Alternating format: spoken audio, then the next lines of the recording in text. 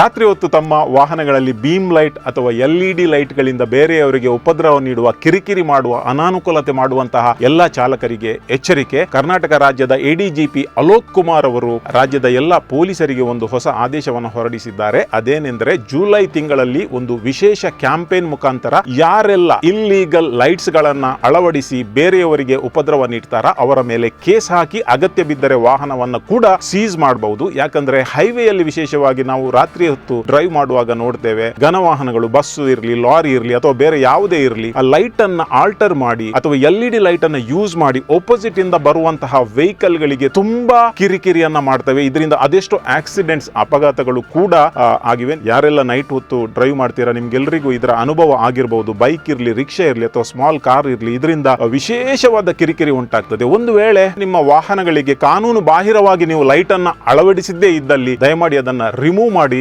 ಯಾಕಂದ್ರೆ ಇನ್ನು ಮುಂದೆ ಇದರಿಂದ ಬಚಾವಾಗಲಿಕ್ಕೆ ಚಾನ್ಸ್ ಇಲ್ಲ. ಗುಜರಾತ್ ನಮ್ಮ ದೇಶದ ಫಸ್ಟ್ ಸ್ಟೇಟ್ ಇದನ್ನ ಬ್ಯಾನ್ ಮಾಡಿದ್ದು, ಕೇರಳ ಕೂಡ ಬ್ಯಾನ್ ಮಾಡ್ತಾ ಇದೆ. ಇನ್ನು ಕರ್ನಾಟಕದಲ್ಲಿ ಕೂಡ ಈ ಒಂದು ಹೊಸ ನೀತಿ ಬರ್ತಾ ಇದೆ. ನಮ್ಮದೇ ರಸ್ತೆ, ನಾನೇ ರಾಜ, ನಂದೇ ವೆಹಿಕಲ್ ಎಂಬ ಭಾವನೆ ನಮಗೆ ಬೇಡ. ಒಂದು ವೇಳೆ ನಿಮಗೆ ಇಂಥ ಕಿರಿಕಿರಿ ನಿಮ್ಮ ರೋಡಲ್ಲಿ ಎಕ್ಸ್ಪೀರಿಯನ್ಸ್ ಮಾಡಿದ್ದಲ್ಲಿ ನೀವು ಕಮೆಂಟ್ ಮಾಡಿ.